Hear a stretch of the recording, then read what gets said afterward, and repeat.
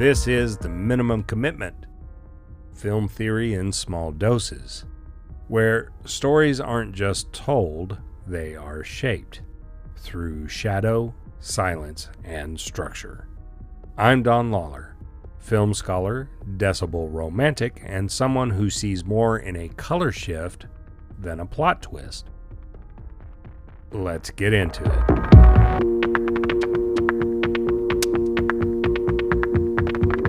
Return of the Jedi is often seen as the conclusion, the fireworks, the redemption, the return of balance. Just beneath the surface, it's steadier, quieter. A film shaped by hesitation and doubt. Luke Skywalker stands like a Jedi, but doubt lingers in every step. The future feels uncertain, and the Force offers no clear path. This is where resolution meets reflection, where battles end but questions stay behind, where the myth closes its arc and finally asks, what did it cost to get here? Beyond the story, what makes it work is how it's designed. The emotion doesn't stand on its own, it's carried by structure, by the way scenes echo and collide and rise together. The climax of the film is split across 3 locations. The throne room, where Luke, Vader, and the Emperor face their final test. The battle in space, where Lando leads the rebel fleet into all-out war, and the forest moon of Endor, where Han, Leia, Chewbacca, and the droids fight to shut it all down. 3 battles, 3 tones, and yet they build together. This is classic parallel editing, but here it does more than keep things moving. It creates emotional rhythm.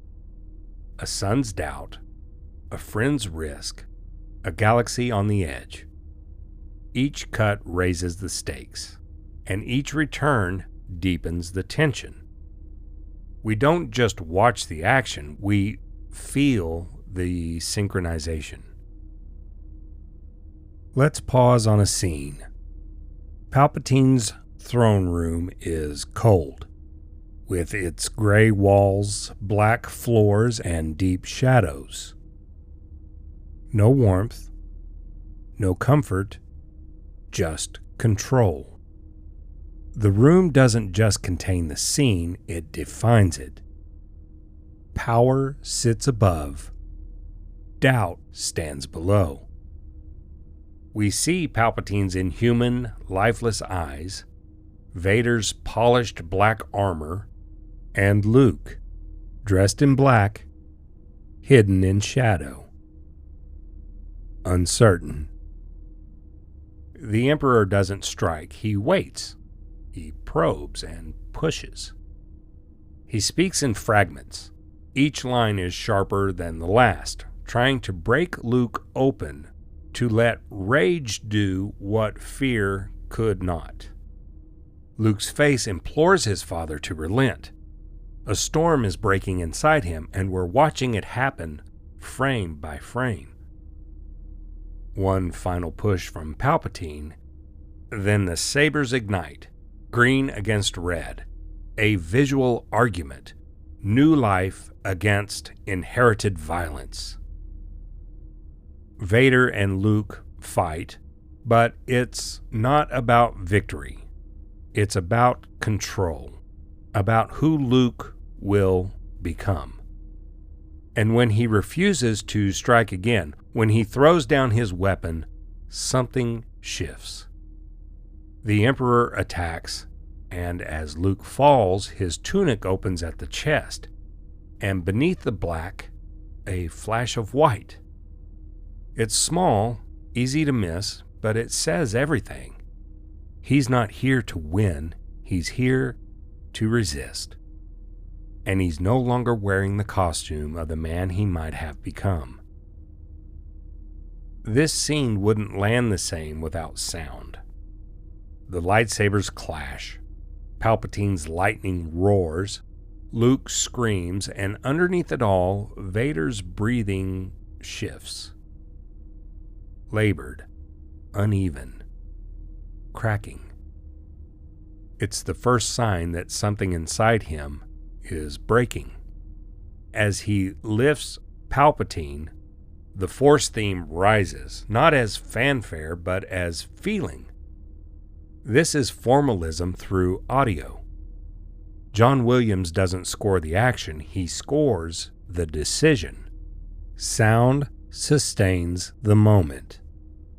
It's not the fall of an enemy, it's the rise of a choice. Let's pause on one frame. Luke, his hands shackled and standing between two shadows. Vader looms beside him, silent, unreadable, and above them both the Emperor watches from his throne.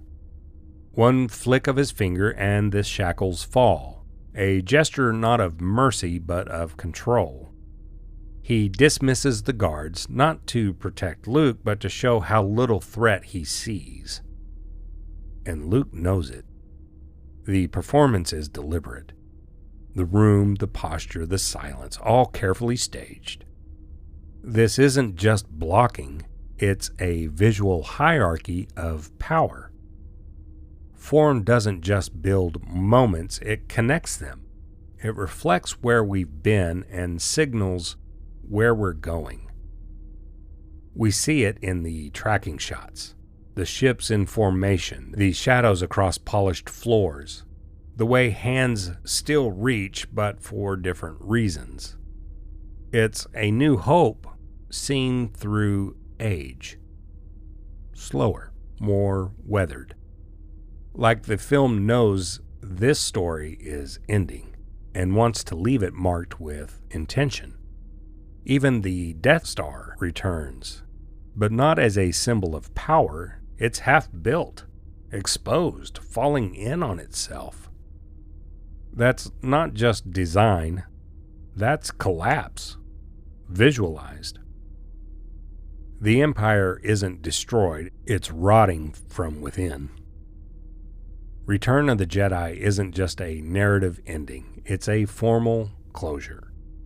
The camera, the color, the rhythm, they guide your emotions, even if you don't notice them.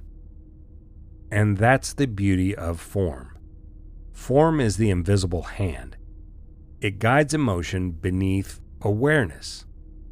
We think we're watching events, but it's the architecture of feeling we follow. That's your thought for the day. Minimum commitment, maximum meaning. See you next time.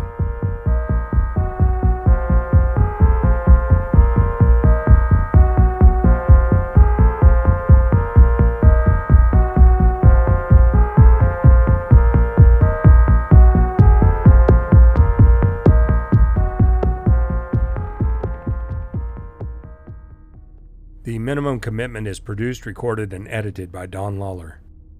Music by Art Against Agony.